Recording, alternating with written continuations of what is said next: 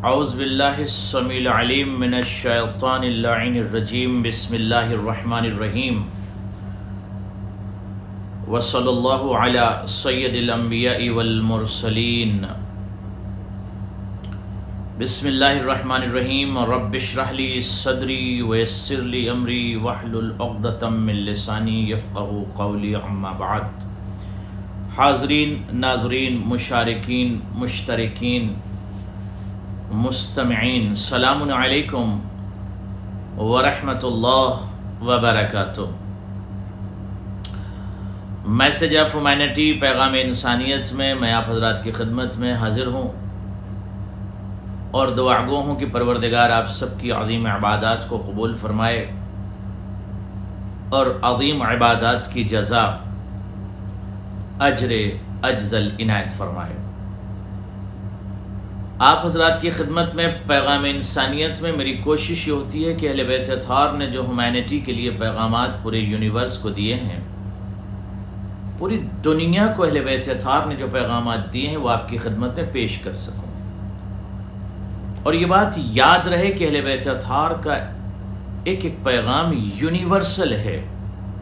دنیا علم و خرد جس کے ایک ایک لفظ پر ریسرچ کر رہی ہو دنیا، اس کلام کو، اس بیان کو، ان کے سینگ کو آپ کی خدمت میں پیش کروں گا، تاکہ جوانان جو حدیث میں پیش کر رہا ہوں اس کی شرح اور اس کا ترجمہ جو پیش کرتا ہوں، تاکہ اس عظیم کلام سے یا مولا کی عظیم بیان سے یا مولا کی عظیم احادیث سے ہمارے جوانان بلکہ پوری دنیا استفادہ بھی کرے اور استنارہ بھی کرے۔ آئیے کلام کا آغاز کرتے ہیں۔ آج آپ کی خدمت میں پیغام انسانیت میں امام محمد الجواد علیہ الصلاۃ والسلام کی احادیث آپ کی خدمت میں پیش کروں گا اور ان کے پیغامات آپ کی خدمت میں پیش کروں گا کہ امام نے پوری دنیا سے کیا خطاب کیا، امام نے ہیومینٹی کے لیے کیا پیغام دیا، اور میں یہ سمجھتا ہوں کہ اگر ان پیغامات پر آپ نے عمل کر لیا تو آپ کی زندگی بدل جائے گی۔ آئیے سنیے امام کیا فرماتے ہیں۔ بسم اللہ الرحمن الرحیم۔ قال الجواد علیہ الصلاۃ والسلام، جس کو ہم امام تقی الجواد بھی کہتے ہیں، مولا فرماتے ہیں التوبۃ علی اربع دعائم۔ مولا فرماتے ہیں کہ توبہ کے لیے 4 ستون ہیں، 4 شرطیں ہیں، 4 کنڈیشن ہیں۔ اگر کوئی شخص یہ کہتا ہے کہ میں نے یہ لغزش کر دی یا مجھ سے گناہ ہو گیا، اب میں خدا کی بارگاہ میں توبہ کرنا چاہتا ہوں، کیا یہ خطا، اس لغزش کو کیا خدا معاف فرما دے گا؟ ہاں، معاف کر سکتا ہے، اگر ان شروط کے ساتھ اور کنڈیشن کے ساتھ آپ نے یا جس نے بھی خطا کیا ہے، اگر اس نے توبہ ان تمام شروط کے ساتھ، کنڈیشن کے ساتھ کیا ہے، تو یقیناً اس کی توبہ کو خدا معاف کرے گا، اور وہ ارحم الراحمین ہے۔ امام فرماتے ہیں پہلی شرط کیا ہے؟ کہ ندم بالقلب، دل سے ریگریٹ ہونا یہ ضروری ہے۔ میں نے خطا کیا ہے، دل سے ندامت ہونا ضروری ہے، یعنی اس کا دل گریہ کرے۔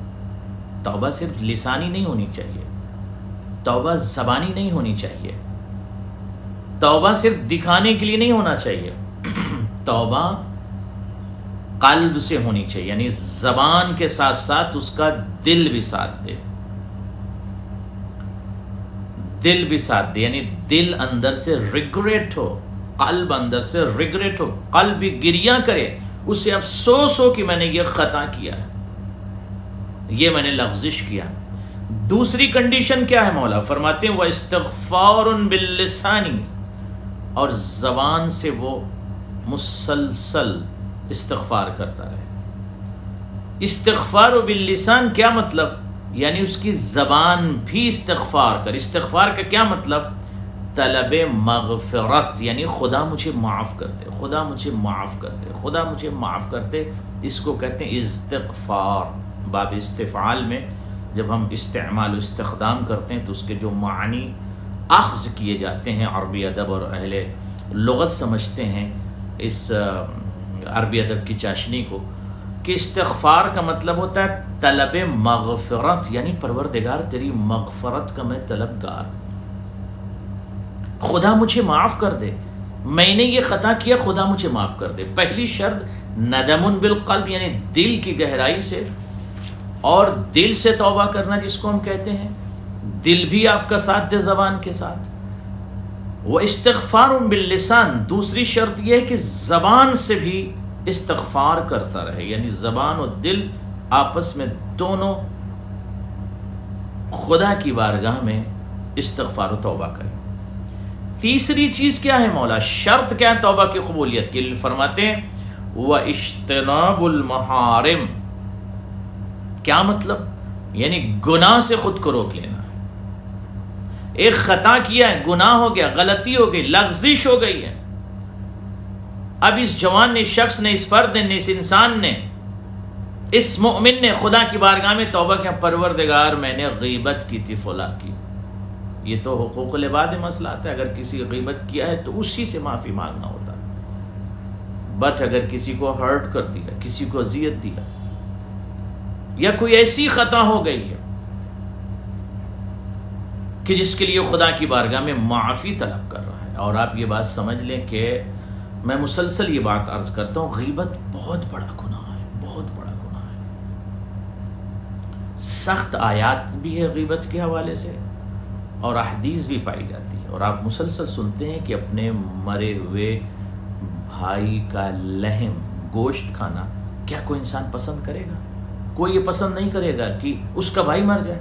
مرے ہوئے ڈیتھ باڈی کے گوشت کو کھانا کوئی پسند کرے گا؟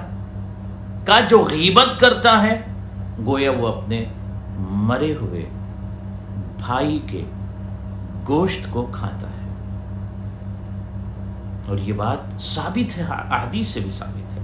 لہذا غیبت بہت بڑا گناہ ہے۔ تو اگر کسی نے گناہ کیا، مولا فرماتے ہیں پہلی شرط کیا ہے؟ دل سے توبہ، دل بھی گریہ کرے، زبان سے استغفار، واجتناب المحارم، تیسری کنڈیشن مولا نے کہا گناہ سے خود کو روک لو۔ اب یہ عہد کر لو مولا خدا میں گناہ نہیں کروں گا، خدا میں اب خطا نہیں کروں گا، گناہ نہیں کروں گا، معصیت نہیں کروں گا۔ یہ تین شرطیں۔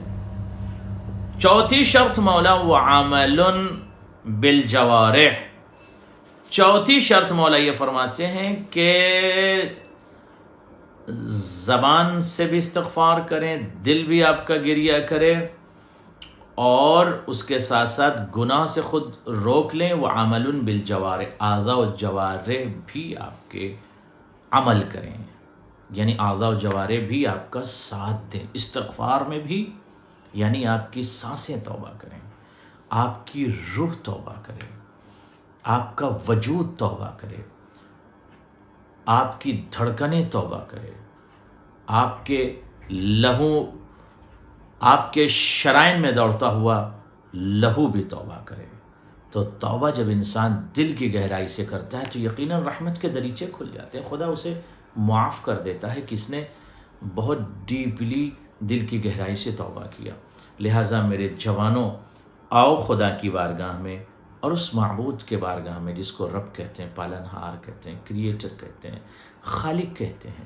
جب ایک ماں اور باپ اپنے بچے سے کتنی محبت کرتے ہیں جبکہ یہ مجازی خالق ہیں، تو کیا خدا اپنے بندوں سے محبت نہیں کرے گا؟ اگر آپ کی دعا قبول نہ ہوتی ہو، خدا کی بارگاہ میں آئے، کہیں ایسا تو نہیں کوئی گناہ ہو گیا جس کی وجہ سے میری دعا قبول نہیں ہو رہی ہے؟ وہ دعائے کمیل جو آپ پڑھتے، مولا نے جو تعلیم کی تھی کمیل کو، اس کے عظیم جملے آپ کی فکر میں ہونے چاہیے، آپ کے ذہن میں نوٹ ہونے چاہیے۔ مولا نے جو دعا تعلیم فرمائی ہے اور آپ پڑھتے ہیں، ضرور دعائے کمیل شب جمعہ پڑھا کریں، بہت فضیلت ہے، بہت ثواب ہے، بہت تاکید ہے دعائے کمیل کی۔ اسی کا یہ جملہ، اللہم اغفر لی الذنوب التی تحبس الدعاء، پالنے والے میرے ان گناہوں کو بخش دے، میرے ان گناہوں کو بخش دے جن کی وجہ سے میری دعا قبول نہیں ہوتی، جن کی وجہ سے میری دعا تجھ تک نہیں پہنچتی۔ کیا مطلب؟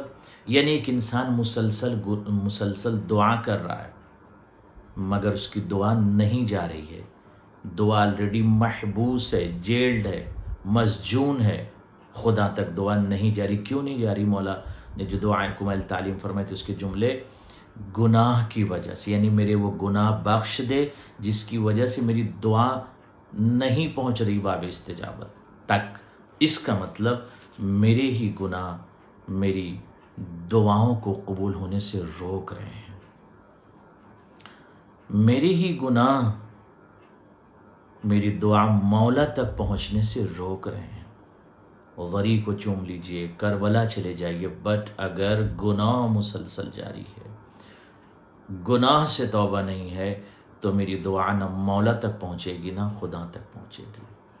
اللہم اغفر لی الذنوب التي تنزل النقم، پروردگار ان گناہوں کو بھی بخش دے، میرے وہ گناہ کے جس کی وجہ سے آسمانی بلا نازل ہوتی ہے۔ آسمانی بلا، جی ہاں، کس وجہ سے نازل ہوتی؟ گناہ کی وجہ سے۔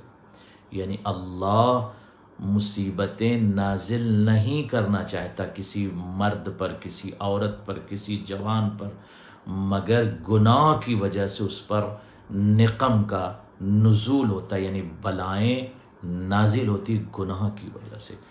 کتنا خطرناک ہے یہ گناہ کہ اس بندے پر عذاب نازل ہوتا ہے، مصیبتیں نازل ہوتی، نقم کا نزول ہوتا ہے۔ اللہم اغفر لی الذنوب التي تنزل البلاء، اللہم اغفر لی الذنوب التي تنزل البلاء، پالنے والے میرے ایسے ذنوب ہیں، گناہ ہیں کہ جس کی وجہ سے میرے اوپر بلا نازل ہوتی۔ بلا نازل ہوتی، جی ہاں، کس وجہ سے بلا نازل ہوتی ہے مولا؟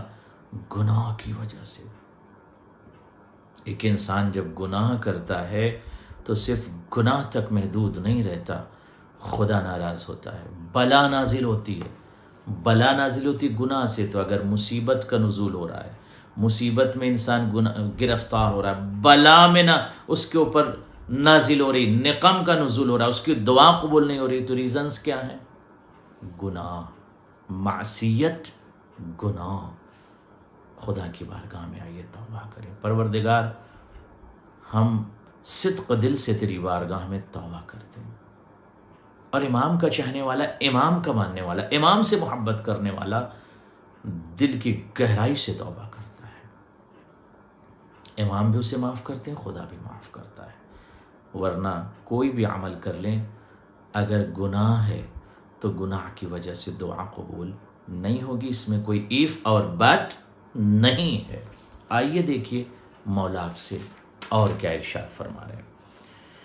خدا کی قسم ایک ایک لفظ پر دنیا عقل و خرد کو ریسرچ کرنا چاہیے جو مولا نے دنیا کو پیغام انسانیت کے لیے دیا۔ خدا کی قسم، اگر ہیومینٹی کو پوری دنیا تک پہنچانا ہے، انسانیت کو پوری دنیا تک پہنچانا ہے، تو امام کے کلام کو پہنچاؤ، امام کے بیان کو پہنچاؤ، امام کی گفتگو کو پہنچاؤ۔ پوری دنیا میں انسانیت پھر سے ایکٹیو ہو سکتی ہے، ہیومینٹی کے پیغام پہنچ سکتے ہیں، اور انسان جو درندگی کا شکار ہے، انسان جو دہشت گردی کا شکار ہے، انسان جو ٹیررزم کے راستے پر چل رہا ہے، انسان جو حیوانیت کے راستے پر چل رہا ہے، وہ انسان بن سکتا ہے۔ امام کے کلام کو اس تک پہنچائیے، امام کے کلام کو اس تک پہنچائیے، ہر شخص تک امام کے کلام کو پہنچائیے۔ آپ کی ذمہ داری ہے کہ اس کلام کو آگے بھی پہنچائیے، تاکہ لوگ امام کے کلام سے استفادہ کریں اور ایک عالمی انقلاب، ذہنی انقلاب، فکری انقلاب آ سکے۔ آئیے مولا فرماتے ہیں، بسم اللہ الرحمن الرحیم، قال الامام الجواد علیہ الصلاۃ والسلام، وبالادب یبلغ الرجل المکارم الاخلاق، المکارم الاخلاق۔ مولا فرماتے ہیں کہ وبالادب یبلغ الرجل مکارم الاخلاق، اللہ اکبر۔ مولا فرماتے ہیں کہ ادب کے ذریعے سے، اخلاق کے ذریعے، ہیومینٹی کے ذریعے سے بندہ بلند ہوتا ہے، اپنی کوالٹیز جو اس کے اندر چھپی ہوئی ہیں اخلاقی کمالات کے ذریعے سے انسان بلند ہوتا ہے۔ جوان، اگر آپ بلند ہونا چاہتے ہو، اگر آپ یہ چاہتے ہو کہ آپ بلند ہو جاؤ، تو کیا کریں مولا؟ ہیومینٹی کے ساتھ زندگی گزارو، اخلاق کے ساتھ زندگی گزارو، اچھی عادتوں کے ساتھ زندگی گزارو، اچھی گفتگو کرو، اچھا ماحول پیش کرو، اچھا انداز پیش کرو۔ اس سے آپ کو دنیا میں بھی بلندی نصیب ہوگی، آخرت میں بھی بلندی نصیب ہوگی۔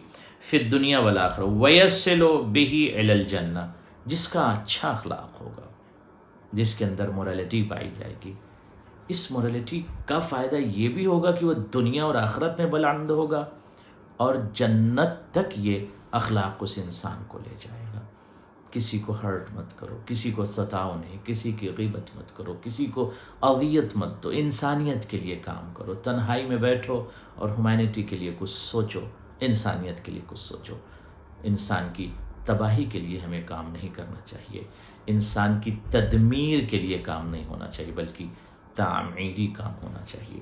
آئیے امام علیہ السلام کے عظیم قول کو اور آپ کی خدمت میں پیش کریں۔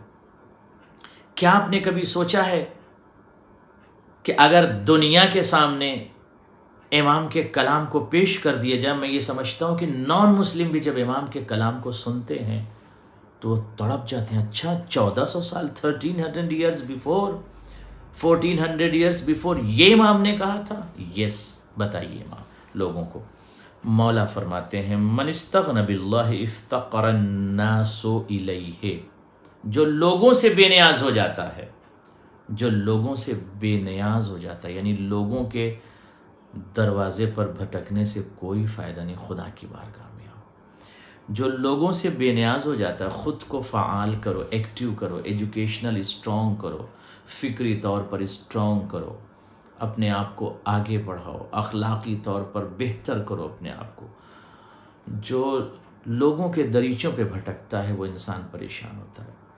جو لوگوں سے بے نیاز ہو جاتا ہے تو افتقر الناس الیہ، تو لوگ اس کی طرف بڑھتے ہیں۔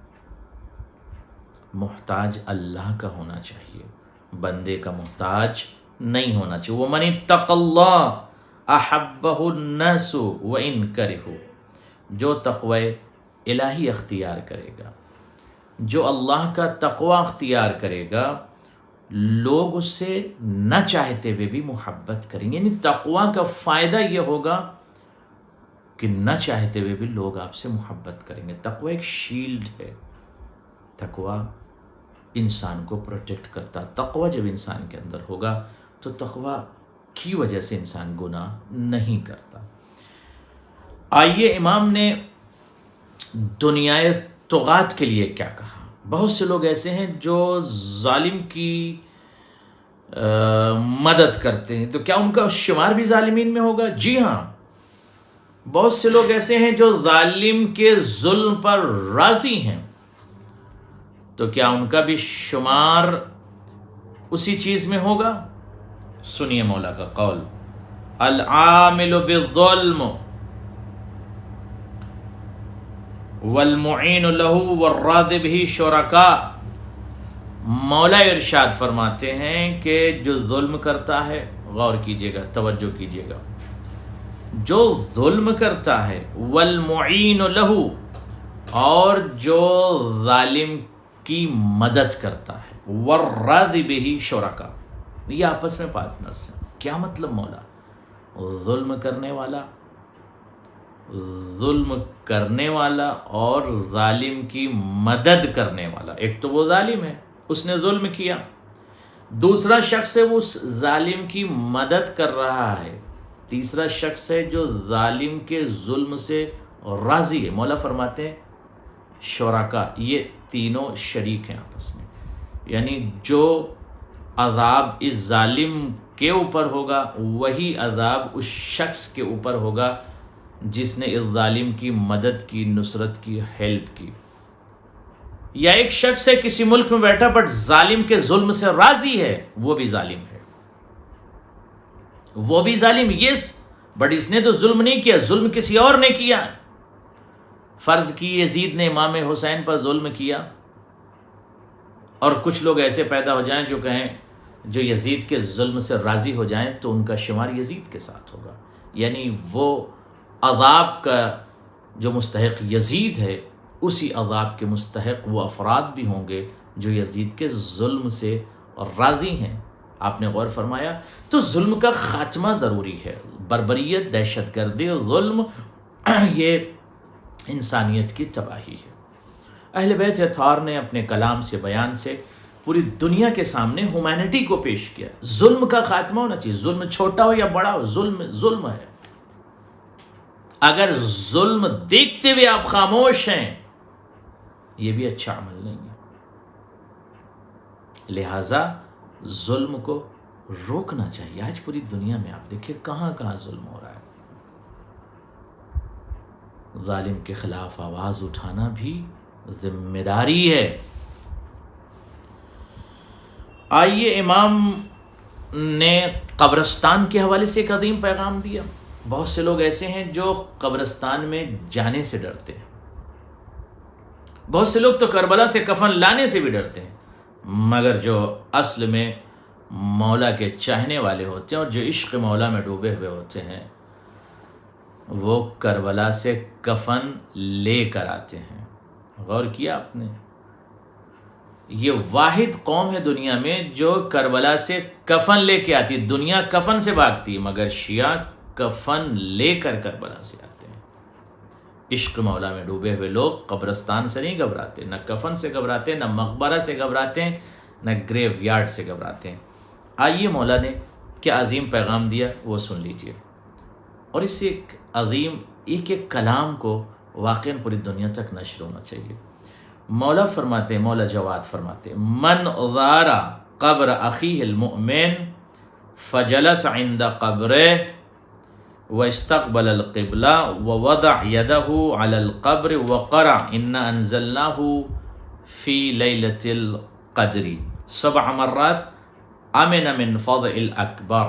کتنا عظیم کلام ہے۔ مولا فرماتے ہیں کہ اگر کوئی شخص کسی مومن کی قبر کی زیارت کرتا ہے، what does it mean؟ اپنے لفظوں پیش کروں۔ مولا کا عظیم کلام اور اس کی شرح، اس کی تفسیر، اس کا ترجمہ۔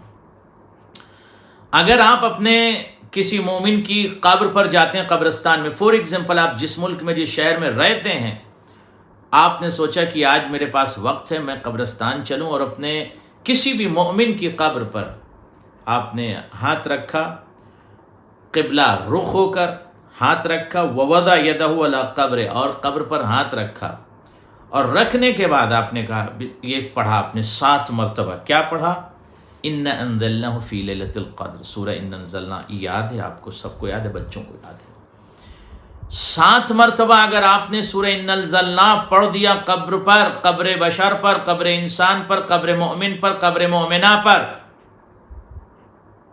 تو کیا ثواب ہوگا؟ مولا ثواب اتنا بڑا ہے کہ ڈے آف ججمنٹ میں آپ پروٹیکٹڈ ہو جاؤ گے، عذاب سے بچ جاؤ گے۔ عذاب سے بچ جاؤ گے؟ ہاں، عذاب سے بچ جاؤ گے۔ قبر کی طرف جاؤ، مقبرے کی طرف جاؤ، گریو یارڈ جاؤ، مومن کی قبر پر سورہ فاتحہ پڑھو، مومن کی قبر پر 7 مرتبہ سورہ انا انزلناہ پڑھ لو، ابھی بھی وقت ہے آپ کے پاس۔ جب تشییع جنازہ میں شرکت کرو تو اس وقت کوشش یہ کرو کہ جب دفن کر لیا آپ نے کسی کو، تو جب وقت مل جائے تو وہاں پر اور بھی قبریں ہوتی ہیں، جتنا وقت مل سکے قبر پر 1 2 3 4 5 جتنا بھی وقت آپ کے پاس ہو، قبور پر، مومنین کی قبور پر ہاتھ رکھ کر، قبلہ رخ ہو کر، بیٹھ کر 7 مرتبہ سورہ انا انزلناہ پڑھ لیں۔ ڈے آف ججمنٹ کے عذاب سے، اللہ اکبر، محشر کے اس حالات جو کہ بہت ہی عجیب حالات ہوں گے، جیسے آج کہتے ہیں کہ محشر برپا ہے، جب کوئی کسی کا نہیں ہوگا، ہر انسان اپنے نام اعمال کو لے کر پریشان ہوگا، کہہ رہے میں نے تو اتنی نیکیاں کی تھی بٹ میری نیکیاں کہاں چلی گئیں۔ کبھی کبھی ایسا ہوگا کہ نیکیاں ٹرانسفر ہو کر اس کی طرف چلی جائیں گی جس کی غیبت آپ نے کیا ہے۔ ارے پروردگار میں تو نماز پڑھتا تھا، روزہ رکھتا تھا، یہ کیا وہ کیا، حج کیا فلاں کے، بٹ اس میں میرے کتاب میں بک آف لائف میں کچھ نہیں ہے، یہ گیا کہاں سب؟ کہا اس کی طرف ٹرانسفر ہو گیا جس کی تم نے غیبت کیا۔ Your book is empty, totally your book is empty, then what will happen? Go to hell, جہنم میں جانا ہے۔ تو عقل مندی، فراست مندی یہ ہے کہ ہم کسی کی غیبت نہ کریں، نہ غیبت کریں، نہ غیبت سنیں، گناہ نہ کریں۔ تو اگر محشر کے حالات سے بچنا ہے، اور بہت عجیب حالات ہوں گے محشر میں، مگر مومن کے لیے تو کوئی بھی مرحلہ سخت نہیں، نہ قبر کا نہ محشر کا۔ اگر کوئی انسان مومن ہے اور یقیناً کسی کو ہرٹ نہیں کرتا، نیک انسان ہے، تو محشر میں بھی مولا مدد کریں گے، قبر میں مدد کریں گے۔ لیکن اگر ہم زندگی بھر مولا کو ناراض کرتے رہے، مولا کو مانتے تھے، مولا کی نہیں مانتے تھے، تو کیا مولا کو ہم کیسے بلائیں گے قبر میں، یا ہم کیسے محشر میں مولا سے مدد طلب کریں گے؟ لہٰذا ابھی بھی وقت ہے، ہم غور کریں۔ آئیے امام کے اس عظیم قول کو بھی آپ کی خدمت پیش کر دوں، جو امام نے حضرت معصوم قم کے لیے۔ کبھی ایران گئے ہیں آپ؟ اگر نہیں گئے ہیں تو ضرور جائیے مشہد مقدس میں اس عظیم ہستی کی زیارت کیجیے جس کو امام رضا کہتے ہیں، اور اس کے بعد آپ قم بھی جائیے۔ قم کبھی آپ گئے ہیں؟ نہیں گئے ہیں تو کوشش کیجئے زندگی میں قم ایک بار ضرور جائیے، اور موقع ملے تو زیادہ جائیے۔ کیوں جائیے؟ حدیث سنیے، من زار قبر عمتی بقوم فلہ الجنہ، جو میری پھوپھی کی زیارت قم میں جا کر کرے گا وہ جنتی ہے۔ جنتی، ہاں، یہ امام کا کلام ہے، جس کی زبان پر، لسان پر، کلام پر، بیان پر، گفتگو پر مشیت الہی کا پہرا ہے۔ امام نہیں بولتا مگر وہی بولتا ہے جو خدا کہتا ہے یا خدا چاہتا ہے، جو خدا کی مشیت ہوتی وہی امام بولتا ہے۔ امام اپنے جیب سے کچھ نہیں کہتے، امام اپنے پاکٹ سے کچھ نہیں کہتے، امام تو وہی کہتے ہیں جو مشیت الہی، جو ارادہ الہی میں ہوتا ہے وہی امام پہنچاتے ہیں آپ تک، ہم تک۔ یعنی امام نے یہ پیغام دیا تو یہ مشیت الہی ہے، یہ رضا الہی، یہ اسرار الہی ہے، یہ ارادہ الہی ہے کہ اگر کوئی شخص حضرت معصوم قم کی زیارت کرے گا تو جنتی ہے۔ یہ صرف لسان مولا پہ جاری شدہ حدیث نہیں ہے، بلکہ اس کے اسرار میں ہے، اس کے ارادے میں ہے، اس کی مشیت میں ہے۔ اگر کوئی شخص معصوم قم کی زیارت کو جائے گا تو وہ جنتی ہے۔ تو اب جانا چاہیے کہ نہیں؟ وقت نکالیے، ضرور جائے، آپ ارادہ کیجئے، شہزادی آپ کی مدد کریں گی، اور مالی حالات سے بھی اگر کوئی پریشان ہے تو شہزادی مدد فرمائیں گے۔ آپ صرف یہ نیت کیجئے کہ شہزادی ہم آپ کی زیارت کرنا چاہتے ہیں۔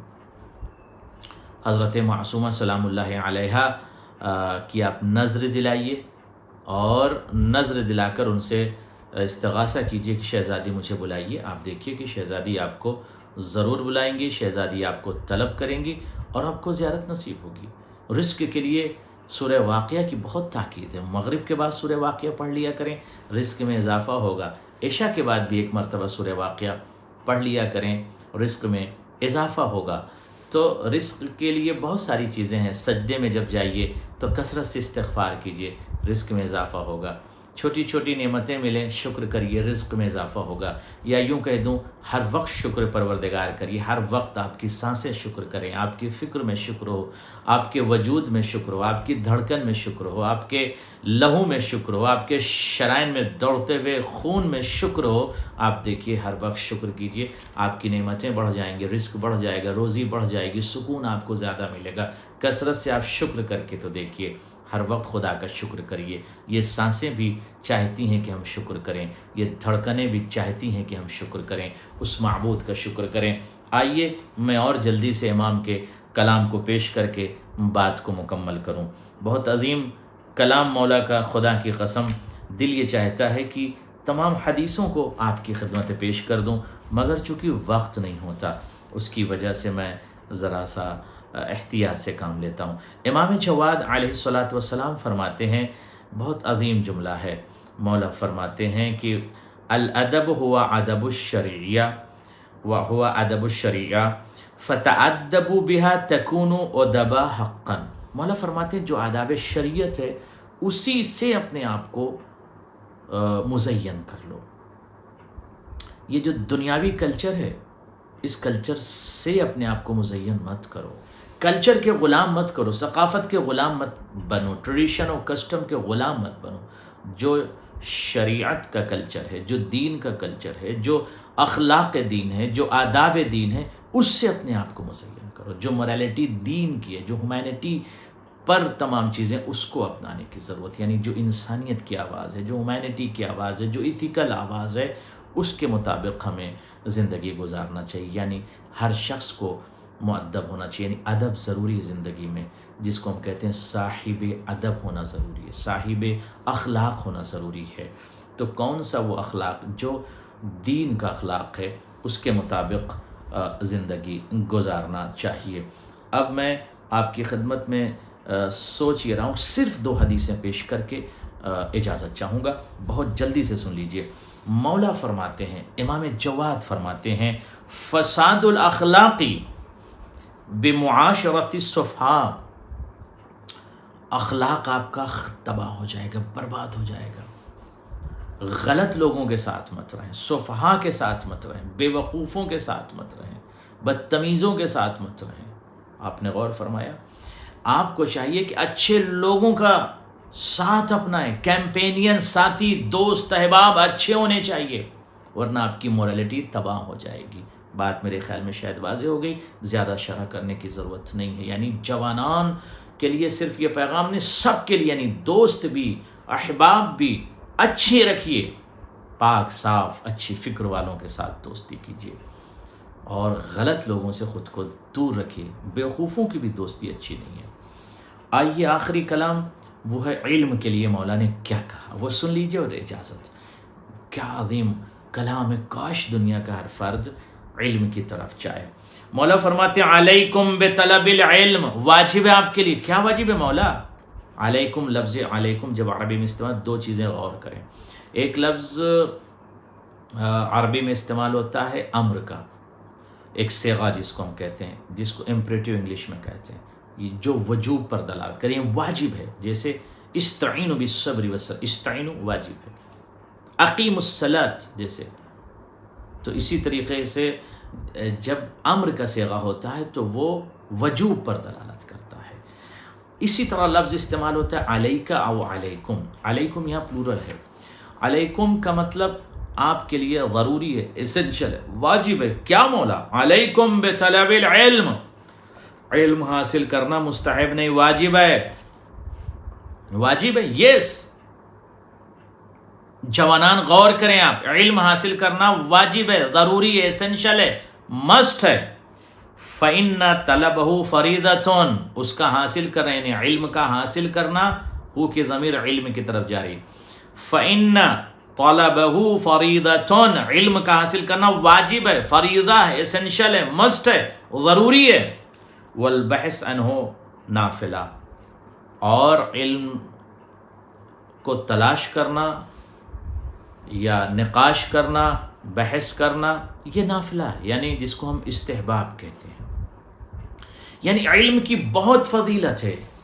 علم انسان کو پرواز کا سلیقہ سکھاتا ہے، علم انسان کو بلند کرتا ہے، علم انسان کے دیباچے تخیل میں نور عطا کرتا ہے، علم انسان کے ذہنی انفتاح کو مزید مفتوح کرتا ہے، علم انسان کو منزل کمال تک لے جاتا ہے، علم انسان کو یقیناً بلند کر دیتا ہے، علم انسان کے اندر سے نفرتوں کو ختم کرتا ہے.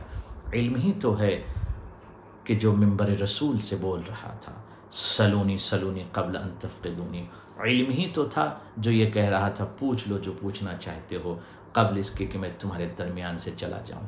یہ علم کی آواز تھی جو عرب کی سرزمین پر گونج رہی تھی، اور ابھی بھی گونج رہی ہے کہ میں زمین سے زیادہ آسمان کے راستوں کو جانتا ہوں. یہ علم کی آواز تھی. لہٰذا علی کے چاہنے والوں اور جوانوں، اپنے آپ کو علم کے زیور سے مزین کرو. خدا آپ سب کو سلامت رکھے، اور ہم دعا گو ہیں کہ آپ سب کی حاجات کو خدا قبول فرمائے، اور جو مریض ہیں ان کو شفاء عاجل اور کامل عنایت فرمائے. حجت خدا کے ظہور میں تعجیل فرما. پروردگار ہم سب کو اس لائق بنا دے کہ مولا ہم سب کو اپنے غلام نوکر میں شامل کر لے. والسلام علیکم ورحمۃ اللہ وبرکاتہ.